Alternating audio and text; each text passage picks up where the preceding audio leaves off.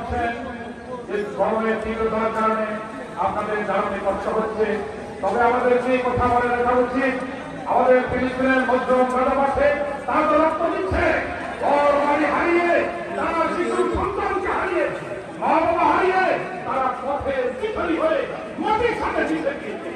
আমরা আরেকটু সময় আপনাদের কাছে ঈদের সাথে অনুরোধ করবো, আপনারা সর্বোচ্চ বন্ধুদের মাধ্যমে আমরা ইনশাআল্লাহ বারোটা দশে মিছিল বের হবে। আপনাদের কাছে একটু সময় আমরা যাচ্ছি, আমরা অত্যন্ত ধৈর্যের সাথে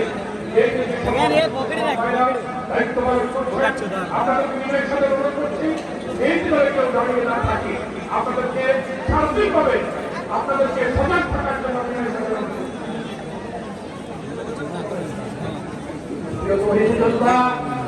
এই পর্যায়ে আপনাদের সামনে বক্তব্য নিয়ে আসবেন বাংলাদেশ জাতীয়তাবাদী দল সংগ্রামী যুক্ত আহ্বায়ক সাবেক ছাত্র নেতা